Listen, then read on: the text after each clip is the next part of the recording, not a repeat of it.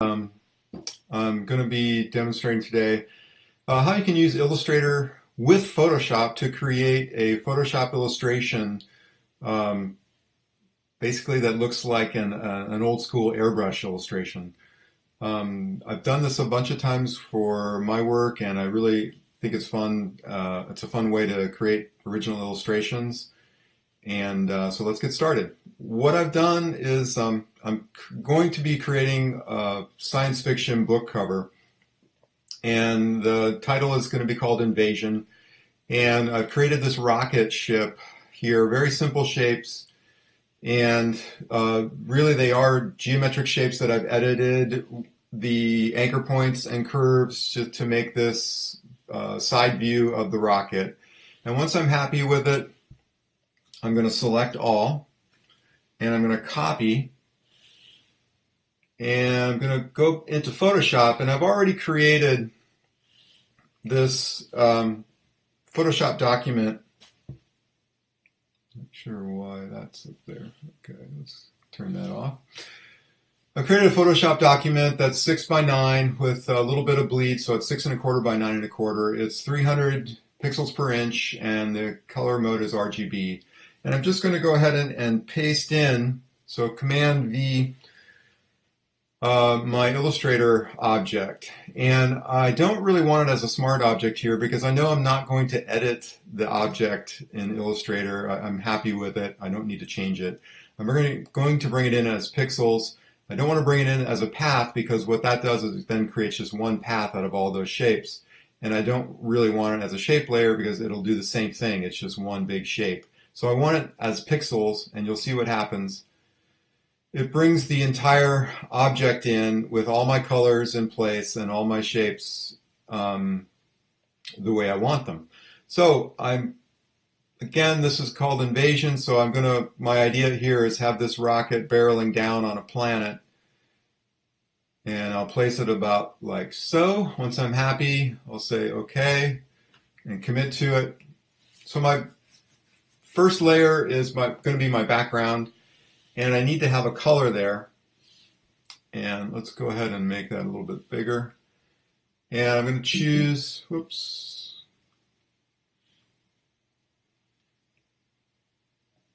select layers. There we go. So I'm going to grab layer 1, a little bigger. I want to choose kind of a dark space color. Let's go this way. There we go. I'm going to pick a really dark blue, almost black, grab the paint bucket tool, and fill that in. And now I want to add a shape that's going to be the planet. So I'll grab the elliptical marquee tool, hold the shift key down to make this a perfect circle. It's going to be real large because I just want kind of the arc of the edge of the planet peeking in there. And that's looking pretty good right there. So I'm going to go ahead and grab like a light blue color and fill that in. So there's my planet. Deselect. And that planet looks pretty boring just as a flat color like that. So I want to add a texture to it. And I've got a folder on my computer, let's zoom out, of a lot of different textures that are basically digital photos that I've taken over the years of interesting things in nature and man-made stuff. This was an old plaster wall that I took a picture of years ago on a trip. And so I'm going to go ahead and copy that, or select all, copy, go back to my rocket ship image, and I'll paste it in. And it pasted the digital photo on a layer above the planet shape that I made. And I'm going to rotate that. And also, you see it has kind of a weird line right there. I don't really like that to show. So I'm also going to go ahead and use a blend mode here. And I'll use linear blend. And that really makes that texture pop out on that shape. And you'll also see that when I use the blend mode, you see a lot of the rest of that photo kind of showing through. So I could mask that out. What I want to do is go ahead and grab this shape, go up into my photo, and go ahead and select inverse and delete that part of the photo. And you'll see why I did that a little bit later. So once I'm happy with that, I'll go ahead and start painting. Well, actually, back up. I'll just go ahead and bring this up. What I want to have is a feeling of like atmosphere on the edge of this planet. So I'll go ahead and put a layer behind the texture of the planet. Grab my paintbrush, and you'll see that I like to, when I'm airbrush painting, I'm using a soft brush with, basically the hardness is set all the way down to 0, and then I just change the size of the brush depending on what I'm painting. So here I'm painting a large area, so I'm having it pretty big. It's 600 pixels. And let me go back, and my color, I want to make it kind of a white and make the opacity very, very light, just so it, don't want to do that. You notice that the brush mode, you also have blend modes with your brushes. So I had it accidentally on dissolve. I'm going to set it to normal. And go ahead and spray that little fine area that makes it feel like there's a little bit of an atmosphere to that planet. That's looking pretty cool. Whoops, what happened? There we go. So now I'm going to go back up into my rocket ship layer and start airbrushing it. And I want to have this feeling like there's some light coming off the planet and hitting the bottom of my rocket ship. So there'll be a lot of light hitting the lower areas here and kind of the front areas. And as it gets up to the top here, it'll be darker. So what I want to do is going to grab my brush again, and I can easily take the magic wand tool and select areas of the ship that I want to start painting. So I'll go back in and grab the paintbrush tool. This time I want to make the opacity a little bit more opaque and start painting the front of that ship. Maybe make a little more of a blue tone to it. Cut the opacity back. When I cut the opacity back, that allows me just to keep layering paint on, just almost like I'm using watercolor. And now I'm going to grab a darker color. Actually, let's do more towards the black. And paint the back end.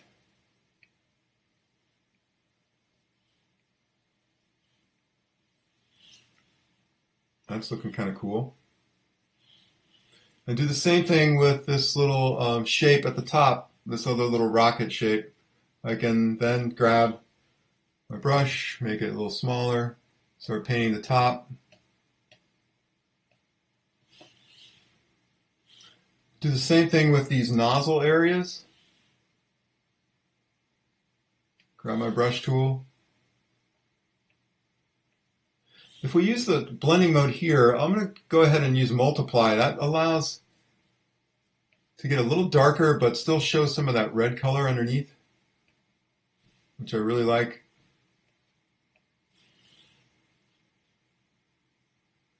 And I also want to take that magic wand and grab this little vertical stabilizer thing and choose that darker color.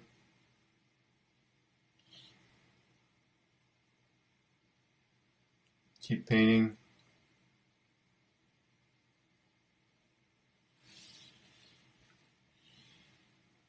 Now I want to grab this wing here.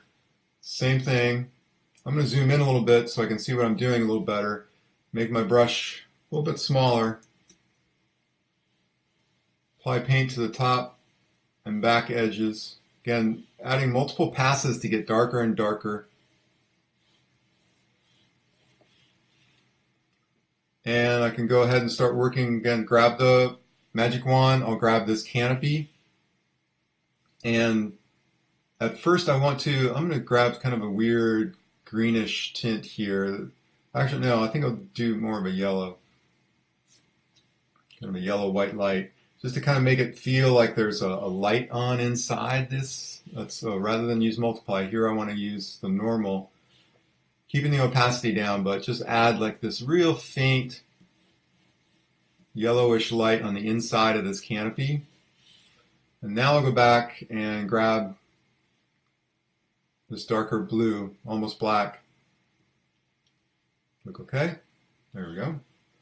And paint the back side.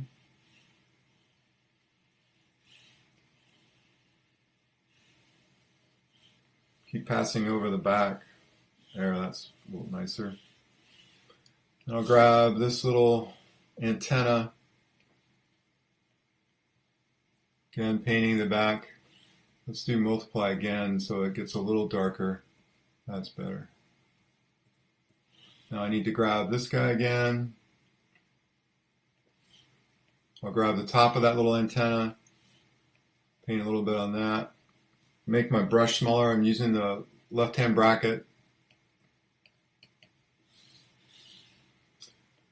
Finally, I'm going to grab the magic wand and grab this little stripe here.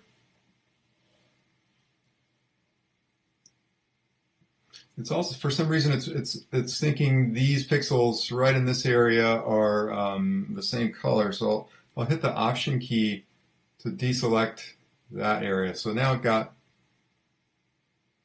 pretty much, let's see, if I can just grab, this is a little problematic. What I can do here, let's try something else. I'm going to use the R key to rotate, whoops, R key. There we go. To rotate this a little bit so I can see what I'm working on a little bit better. And now this time I'm going to go ahead and grab the polygon lasso. And that allows me to grab this shape. Whoops, it went a little bit. I'll move it down a little bit. Move it back a little bit. Let's deselect that and try it again.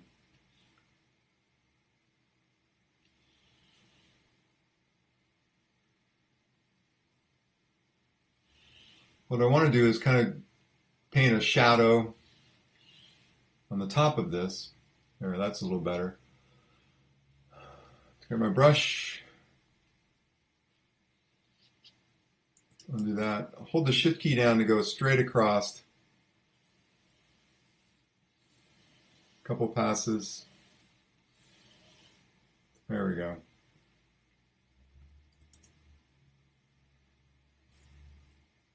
It's looking pretty good. Now I'll use the R key to rotate. Oops.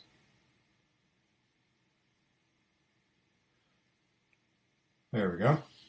So that's looking kind of cool. It looks like I lost my atmosphere. Now what I want to do is get some fire shooting out of these rockets. So I'm going to make a new layer underneath the rocket ship and take the polygon lasso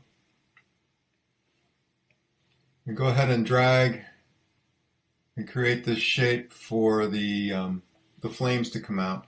I'll choose kind of a reddish or orangey yellow here.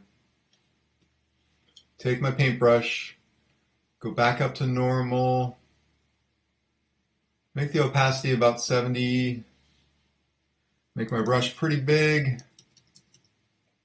not quite that big, there we go, and just start painting.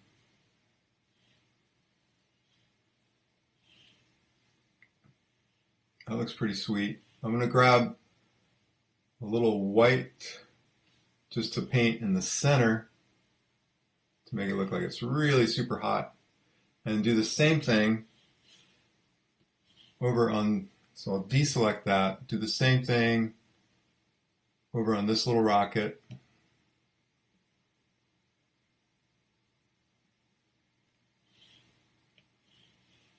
Grab that yellow again.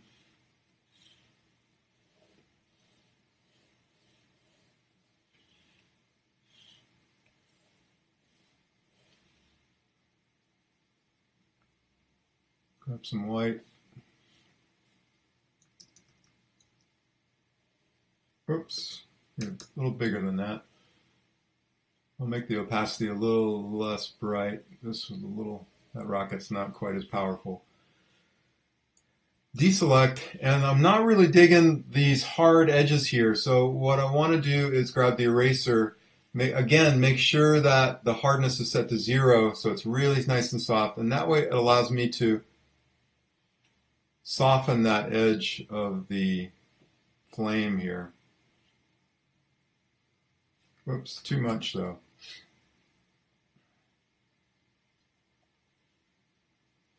What I can do here is go back and knock back the opacity of my eraser.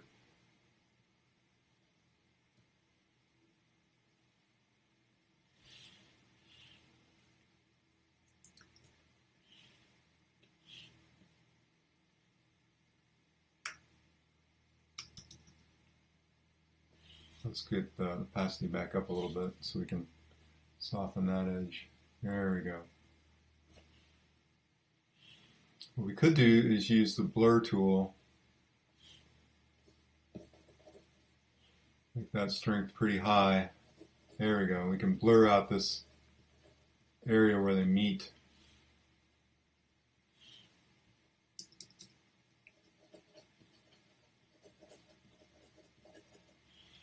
We could actually even paint a little bit of this color.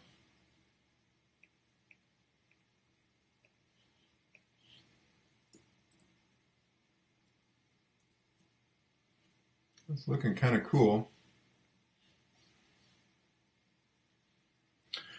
The other thing I want to do, one more thing is kind of fun to do is I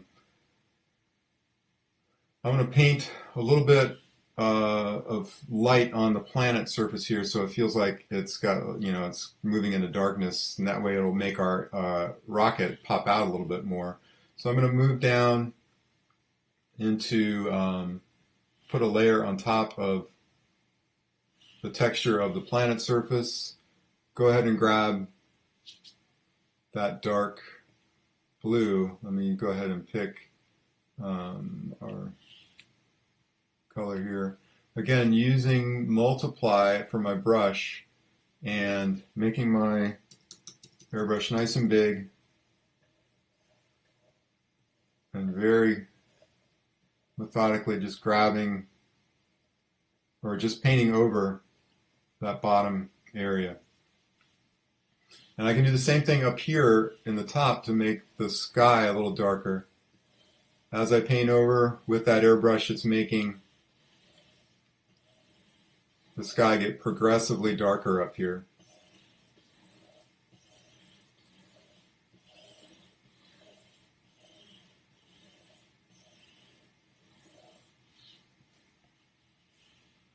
So here we go.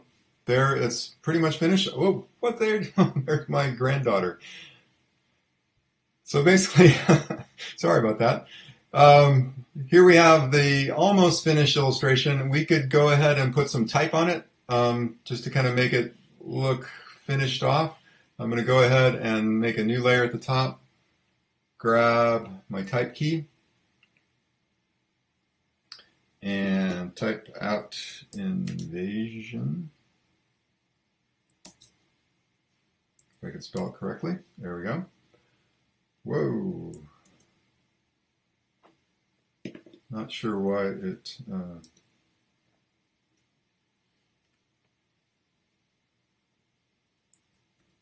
there we go. Let's make that type nice and large.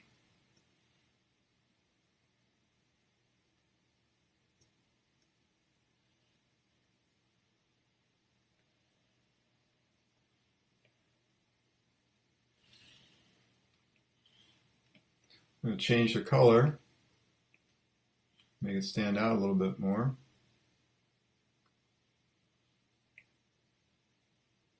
That looks pretty cool. So there we go.